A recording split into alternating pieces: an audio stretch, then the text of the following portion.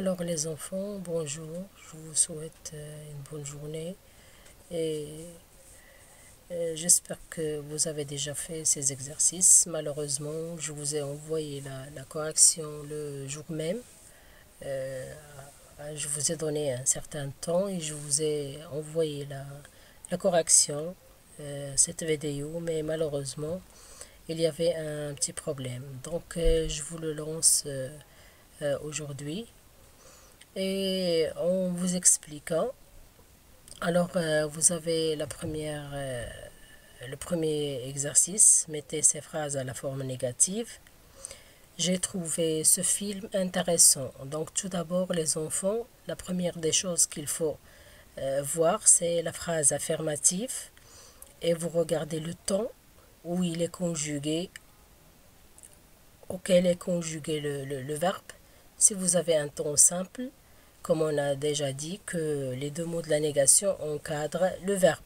Mais lorsque vous avez un temps composé, les deux mots de la négation encadrent l'auxiliaire. Comme vous avez ici dans la première phrase, j'ai trouvé ce film intéressant. Donc, je n'ai pas trouvé ce film intéressant. Alors, vous avez les deux mots qui sont écrits en rouge. Ils encadrent l'auxiliaire. La deuxième phrase, avez-vous vu mon chat? Donc c'est une phrase interrogative avec l'inversion de sujet. Et donc regardez bien la réponse. On commence bien sûr par le premier mot de la négation. N'avez-vous pas vu mon chat? Donc observez bien les deux mots de la négation. Ils encadrent le verbe, l'auxiliaire plutôt et le pronom. Restez ici et attendez-moi. Alors c'est une phrase ici, phrase impérative. Donc on commence par un verbe, mais lorsque vous avez à la forme négative, bien sûr que c'est le premier mot de la négation qui commence. Ne restez pas ici et ne m'attendez pas. Donc, attendez-moi, ça va devenir ne m'attendez pas. On ne peut pas dire n'attendez pas moi. Non, ça ne se dit pas. Donc, ne m'attendez pas. Il reste quelque chose dans ce tiroir. Alors, observez bien la phrase affirmative. Qu'est-ce qu'il contient? Quelque chose. Et bien sûr, on va chercher le contraire de quelque chose. Quelque chose, c'est son contraire, c'est rien. Et ce n'est pas toujours quelque chose qui a le contraire rien. On peut même trouver tout. J'ai tout compris. Je n'ai rien compris, bien sûr. Donc ici, il reste quelque chose dans ce tiroir. Il ne reste rien dans ce tiroir. Il pleut encore. Donc ici, dans cette phrase affirmative, on observe bien le mot encore. Donc on doit chercher son contraire dans la phrase négative. Il ne pleut plus. Il ne pleut plus. L'autre phrase, ou bien la phrase suivante, quelqu'un demande à vous parler. Donc quelqu'un, ce n'est pas comme quelque chose. Donc quelque chose, c'est déjà un objet, une chose. Donc on ne dit rien. Mais pour quelqu'un, c'est une personne. On va faire le contraire avec personne. Alors, quelqu'un demande à vous voir. Personne ne demande. Pardon. Quelqu'un demande à vous parler. Personne ne demande à vous parler. Tu as toujours de bonnes idées. Alors toujours, on va chercher son contraire qui est jamais. Tu n'as jamais de bonnes idées.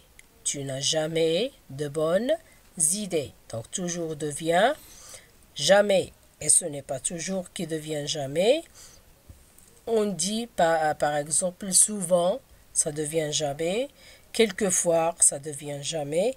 Donc il y a des mots qu'on trouve qu'ils ont le même contraire, c'est jamais. Comme toujours, souvent, quelquefois, et ainsi de suite. Donc la phrase suivante, on voit encore Sophie. Donc vous vous rappelez dans la phrase il pleut encore, c'est la même chose. Donc on ne voit plus Sophie. Le deuxième exercice, c'est le contraire. On a des phrases négatives, on va les mettre à la forme affirmative. Il ne faut jamais téléphoner en conduisant. Donc on va mettre cette phrase qui est à la forme négative en phrase affirmative. Il est toujours interdit de téléphoner en conduisant.